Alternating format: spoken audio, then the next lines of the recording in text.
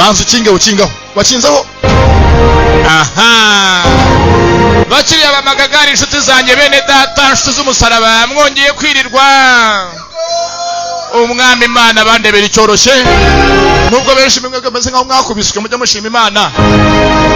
Nagize Imana mukubitwa Adamu yarariye itunda, iyo aza kurya urusenda mwari gushya burundu. Uyu munsi muraseka mukanezerwa, byari itunda gusa. Iyo arya urusenda byari guhumira ku murari. Mwese mwakabaye muvuga nka Didiye.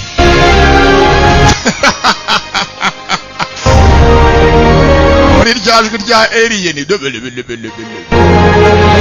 Hagati aho bene data mabwiza ukuri, ubu ngubu website yacu ntabwo ikiri inkuru mbarirano, ni inkuru mamo. Kanda www.agasobanuye.net ubashe kureba filime aho uri hose. Nibutsa ko ibi byose ari Magagari papa umusaza wihaye ubikora byose, kandi bikorerwa i Kigali. Aha, my friend is bene data, kanze mbahe icyabazanye. Nicyo gena ko kanya twerekereye uburyohe bw'umunsi gwa none, akabakise irya nyuma. Rio Saints ni impano y'indirimbo mwese ibareba, aho uri hose birakureba, nawe birakureba, nanjye birandeba. Ni impanuro ku bana bo mukobo n'abandi bose barimo kumva ikinyarwanda tuvuga. Junior Giti presents Magagari Kibamba admin papa wa musaza utanga ikibari mugasobanuye, wo ntasinye ntazakubeshya. Ariko wa mwana we wakwaciye none mukobo kugeza naho jana kimisange pe hose urazenguruka nakarugira, warekeye ko kubunza bunzi by'ubunza. Kanze mbaye cyabazanye babe Rio Saints bati irya nyuma. Okay, jasubiraga inyuma. Aho nakosora makosa nakoze kamabarira, dutangira Revenger. Revenge no kwihorera, no Revenger nubikora sorry mama, atayise sorry mama. I'm so mama mbabarire, sorry mama, nakoze amakosa mbere hose mbabarire. I'm so bango nyinshi nariyenze ngo nibyo bigezweho, ndimo ndicuza. simeresa imbabazi, bamwise Kazungu na mugenzi we Arino. amakosa yose nakoze ndayazi, kwanza nkatuye n'abariyo Saints bose kabagereho. sindu nicuza mu buzima no kudakumvira, ukutakumvira abariyo Saints aho muri hose kabagereho cyane kano karirimbo. ubuzima ntabwo bumbera ishuri. Okay, sikia Kazungu Say sorry mama, ati I say sorry mama. iraga singende wanze kwiga nanga kumva, ukambwira ngo nige nanga kwiga.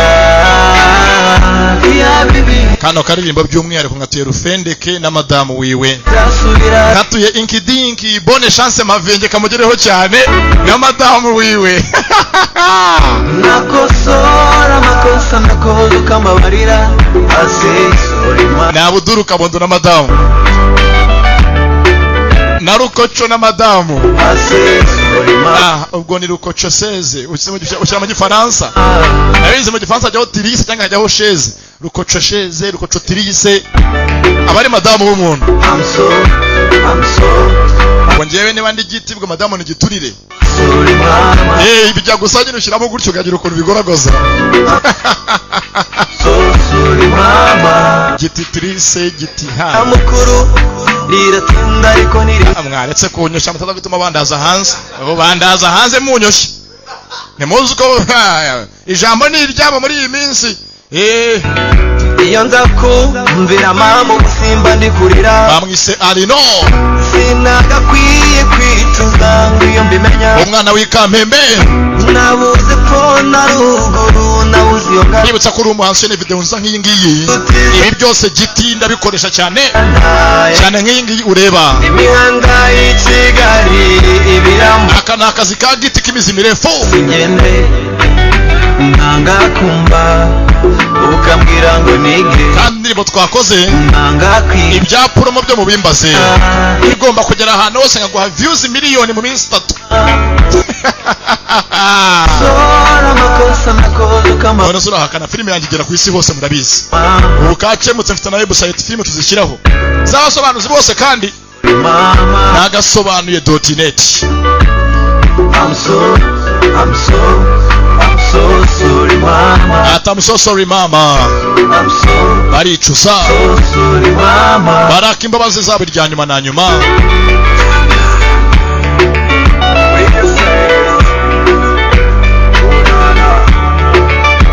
nuko bigenda utangiye gukonja izuba rikaba nkaho ari barafu ukumva uruzizi mu kanwa ukambwira ngo nige uruseseme rukazamuka ndo ibintu bya ba Fred mwihaye ngo ngiye se ko bango nyine nta kintu zintwara ngo njye mfunga kidori nibifatireyo bihaye tekinike yabo yo gufunga kidori ngo ufunza kidori ngo ntago nyine bango igira ingaro barababeshya kwanza kano nkatuye Jean Marie aka microgene kamugereho cyane aho ngaho mu Gatenga na Liliane ende muri yo saint cyane na Garase I'm so sorry mama dutangira Revenger uwihorera I'm so sorry warabanye filime nka Night Comes For Us filime nka Triple Threat inu yicikwe Revenger Triple Threat ingini gatatu yayo akana karirimbo ntuye kavukire aho ikanombe na Kiza Dani mu mujyi ndani katikati hafi na City Plaza takugereho cyane Dani ndakuruzi Kiza na DJ Easy Kimihurura ati sanyuri yange byishimo byanjye ubundi jambo sanyu n'ibyishimo mu Kiganda indi bimuze muzimbaza my friend izo ndi nazo turi kumwe kanduga abashona mu Giswahili se ibyishimo ni kuchekesha kuchekeshe mugongoni ubwo nyine ngo umunejeje umuntu gatuza indimi umugongo n'amenyo mu Kinyakongo maga ni wowe bamwise sanyu ati sanyu nayo ndirimbo baritiranwa byishimo binezero ni wowe every day you change my heart every day coming in my dream baby every time you change my mind every day you change my soul ndimo ndabaza umuntu ukunda umwita miss ati my miss my baby ese ko nibatora wa wundi iryo sana ntabwo zizahindura isura yaryo ntabwo bizabikira umutoma usenga Imana ufunja kidori izina miss nirindura isura yaryo ko ntabwo wakwita umuntu miss bitewe n'ingene n'icyo gihe umuntu uzaba uriho ibitse iyi filime ikozwe mbere yuko batora miss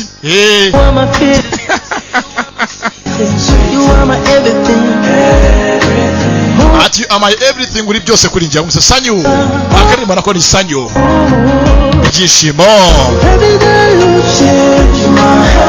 ati mukobwa wahinduye ubuzima bwanjye n'umutima urahinduka ubu sinyirota ndi mu mpamo uruko bahuye mu hindura intekerezo agaforomata imitekerereze ye ahubwo urahangaho ukuntu amugenza mbese ni nk'iyo Abudul abonye byeri ubuzima bwose burangirira imbere y'icupa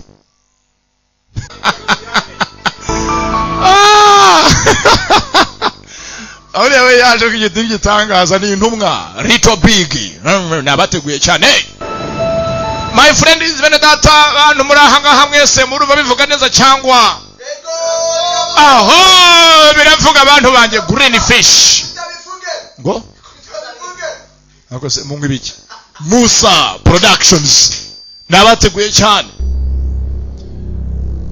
nimba mukeneye ibikubita bikavuga mwihangane filime iraje kubite bigambe mu gutangira hari abamugezana icyaha runaka hari abicanye banazo baze gupfa urabizi nyuma yo kwicana imyanzuro y'inkiko irafatwa nawe utangiriye uko mubireba nanjye mbireba aha nge nkavuga nkarenzaho ngo mwe muryoherwe cyane hari abantu zicanye habaye icyaha cyo kwica Musa Productions amateguye cyane Interpol agent Kim Yul was ndetse rwose anga mu Interpol agent wari umupolisi mpuzamahanga Kim Yul akoze icyaha cyo kuyisha umuntu and sentenced to death for the murder of Carlos, ndetse akatiwe igihano cy'urupfu kuko ibyo akoze ntabwo byari bikwiriye. boss of the notorious crime syndicate CRK.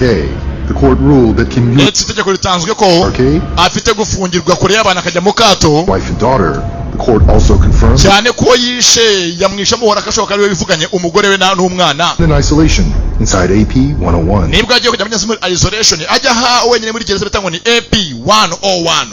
gereza iri aha yonyine ahantu kure y'abantu bitangwa ni A na P 101 AP 101.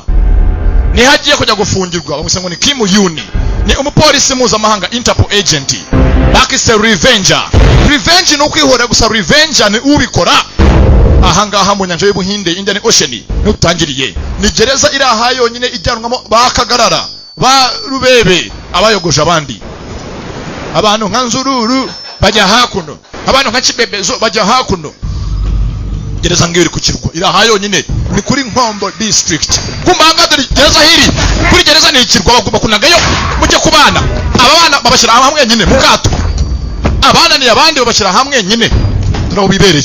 gereza ngiyo dore kiri kuri gereza.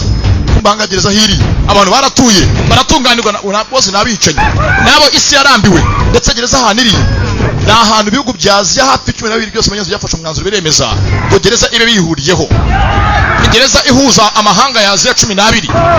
Ubwo harimo Ubuhinde, Ubushinwa, Pakistani, Irani, Iraq, Afghanistani, hakajyamo Birmania, hakajyamo Thailand, hakajyamo Malaysia, Philippines, simbirangije baza nabirengeje, na Korea baza nabirengeje. Kumbanga aha birukanga kana kuri gereza nambi mwijo sinamukini ya filimi ramwe friends nayibazani.